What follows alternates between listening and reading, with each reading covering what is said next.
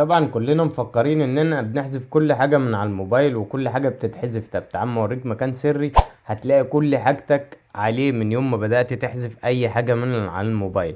هتجيب مدير الملفات، والخاصية دي هتكون موجودة على اختلاف نوع الموبايل، يعني موجودة في كل الموبايلات الاندرويد لكن على اختلاف نوع الموبايل. فلو معرفتش توصل لها قول لي نوع موبايلك في كومنت. وهضغط على كل الملفات بالشكل ده كده، وهتيجي على اندرويد هتضغط عليها بالشكل ده، ومن اندرويد هتلاقي ميديا، هنضغط على ميديا هنفتح ميديا بالشكل ده. ويفضل ان انت تشوف كل الحاجات دي، لكن انا هجيلك على حاجة اسمها كوم دوت واتساب، هنضغط عليها بالشكل ده وهنفتحها.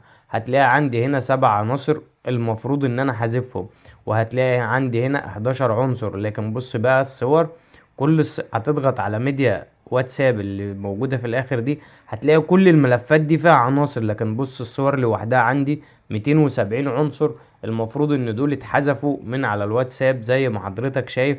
دي كلها عناصر بتكون موجودة عندك، ويفضل ان انت تدخل وتحذف خاصية زي دي او تحذف الحاجات اللي انت حابب تحذفها، عشان مش في يوم من الايام حد يوصل لحاجة زي دي وتكون انت مفكر نفسك حذفها من على الموبايل. ولو معرفتش توصل لها ممكن تبحث بواتساب ايمج في ذاكرة التخزين، او سيب لي نوع موبايلك في كومنت. لكن في النهاية ما تنسناش من المتابعة واللايك.